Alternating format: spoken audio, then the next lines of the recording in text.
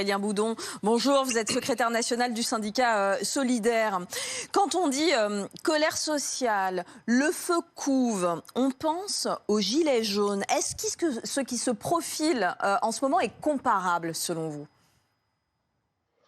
Alors, je ne sais pas si c'est comparable, hein, on dit que l'histoire repasse pas les plats. Ce qui est sûr, c'est qu'il y a une colère sociale qui est extrêmement forte et on voit qu'il y a des attaques qui sont tout azimuts et qui ont tout un peu le même fondement. C'est-à-dire qu'on a mis en avant la course au bénéfice, la course au profit, parce que quand j'entends en plateau qu'on parle d'un contexte difficile, c'est un contexte difficile dans lequel des milliards de bénéfices ont pu être versés encore l'année dernière par des entreprises qui aujourd'hui vont licencier et vont supprimer des milliers d'emplois. Donc c'est des entreprises qui font des bénéfices, qui reversent des dividendes, qui touchent des aides publiques et qui, dans le même temps, licencient. Donc là, on ne parle pas aujourd'hui d'entreprises qui mettraient la clé sous la porte parce qu'elles seraient en faillite. On a l'impression que tous les secteurs sont sous pression en ce moment. Parce que ça attaque de tous les côtés. Vous avez dans la fonction publique où on supprime des postes, on parle de passer à 3 jours de carence, donc en fait de faire payer aux fonctionnaires une politique d'austérité. Vous avez la SNCF où on veut mettre le dernier acte à la privatisation. On a 5 à 6 000 cheminots qui ne savent pas au 1er janvier où est-ce qu'ils vont travailler, à quelles conditions ils vont travailler dans un certain nombre de petites et moyennes entreprises du ferroviaire qui seront plus la SNCF, une sorte de vente à la découpe.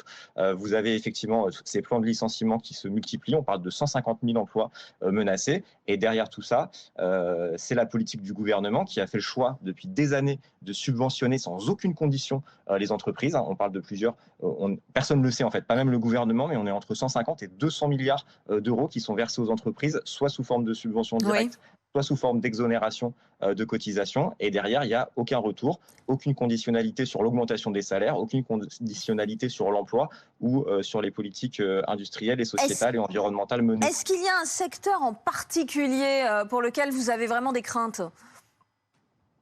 Les craintes principales aujourd'hui, c'est pour tous les salariés qui perdent leur emploi, qu'on réunit dans une usine pour leur annoncer que dans quelques mois, ce sera terminé et qu'il faut récupérer un papier à la sortie sur lequel ils pourront lire à quelles conditions on va les remercier. Ça, c'est évidemment l'urgence principale, là, puisqu'on parle de destruction brutale d'emplois dans des conditions en plus qui sont loin d'être satisfaisantes. Donc, on va dire que le combat d'urgence, c'est déjà ce combat qui va être pour le maintien de ces emplois et que ces salariés qui sont licenciés par des groupes qui sont en mesure de verser des milliards de dividendes puissent partir, s'ils doivent partir, à des conditions qui soient pas celles qu'on leur propose aujourd'hui, de quelques dizaines de milliers d'euros.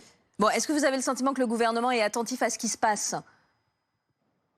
Le gouvernement, il a mis sur la table, en tout cas on a entendu M. Barnier mettre sur la table la question des aides publiques, mais ça ne va pas plus loin. Aujourd'hui, c'est la politique du gouvernement et ça tombe bien parce qu'on est en plein débat budgétaire, à la fois sur le projet de loi de finances et sur le projet de loi de financement de la sécurité sociale.